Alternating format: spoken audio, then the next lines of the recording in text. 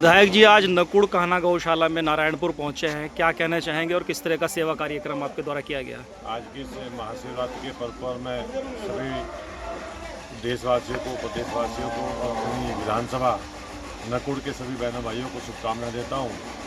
और आज हम सब लोग कान्हा गौशाला नारायणपुर में गाय माँ की सेवा के लिए यहाँ पर आए हैं और हम सब ने मिलकर गाय माँ की सेवा की है और 6 पेड़ यहाँ पर लगाने का अवसर मिला। एक पेड़ माँ के नाम। निश्चित तौर पर हम सब ने मिलकर पर्यावरण को बचाना है, हम सब ने मिलकर गाय माँ की सेवा करनी है और निश्चित तौर पर गाय माँ की सेवा करने से बड़ा लाभ मिलता है। जिसने ना की हो वो करके देख ले। और जिस तरह से हमारे भाई अनिल सैनी जी, तमाम इनकी पूरी टीम गाय माँ की सेवा यहाँ पर लगातार इस कान्हा गौशाला में कर रहे हैं, आप इसी से अंदाज़ा लगा लो कि इनकी प्रगति जब से इन्होंने गाय माँ की सेवा करने का काम शुरू किया है कितनी बढ़ गई है। तो माँ का आशीर्वाद मिलता है। और आज उत्तर प्रदेश में 2017 के बाद लगातार योगी जी के नेतृत्व में गौशालाओं का निर्माण बढ़ रहा है और गाय माँ की सेवाएं सभी सनातनी मिलकर कर रहे हैं।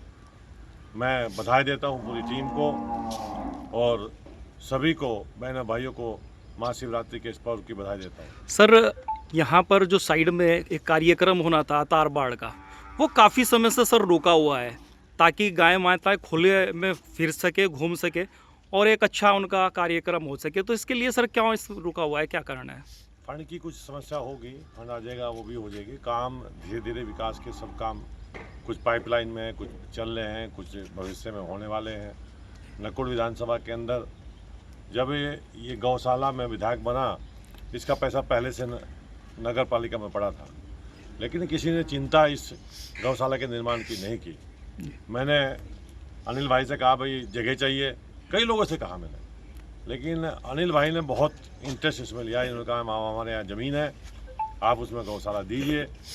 तो मैंने एसडीएम से कहा, तो एसडीएम साहब ने कहा कि हम दे देते हैं। तो इन्होंने पूरा प्रयास किया और गौशाला बन के तैयार हुई, जो पैसा कई वर्षों से नगर पालिका के खाते में पड़ा था। तो हम सब लोग गौ प्रेमी हैं। सर, गौशाला से लेकर स्कूल तक का रास्ता कच्चा है, बारिश में आप भी आए हैं, उसमें दिक्कतों का सामना करना पड़ रहा है। सर, इसके लिए क्या करेंगे? मैंने क्या कहा आपको जी, अभी योगी जी द्वारा एक यहीं बराबर में हाईवे का निर्माण कराया जा रहा है। जो पुल लंबे समय से रेतगढ़ का बना पड़ा था, उसके लिए 118 करोड़ रुपए मैंने योगी जी से मिलकर स्वीकृत कराए। वो भी गौशाला के बराबर से होके जा रहा है, पास से ही बिल्कुल। और जो रास्ता आप बता रहे हैं, इसको भी हम संज्ञान लेंगे, इसको भी बनवाने का काम करेंगे। कोई विकास का काम बचेगा नहीं।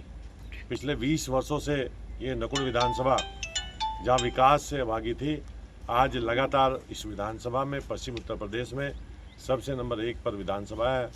आप देख सकते हो हर गांव में काम चल रहे हैं, बड़े बड़े आयाम स्थापित होने का काम हुआ है, चाहे पुल के काम हो, चाहे बड़ी बड़ी सड़कों के काम हो, चाहे स्टेडियम का काम हो, चाहे गौशाला ये हमारी चिलकाना में बन चुकी है। सरसावा के लिए प्रस्तावित कर दी गई, उसका भी पैसा आने वाला है। ज़मीन हमने उसके लिए भी ढूंढ ली है। और एक हम लोग धलावड़े में गौशाला बना रहे हैं। तो काम की कोई कमी नहीं, विकास की कोई कमी नहीं है। सर, कांवड़ यात्रा संपन्न हुई है, इसके लिए क्या कहना है? देखो, कांवड़ यात्रा हमारी बहुत सफलतापूर्वक, करोड़ों लोगों ने उसमें भाग लिया और पुलिस प्रशासन और जनता का बहुत सहयोग उसमें मिलने का काम हुआ।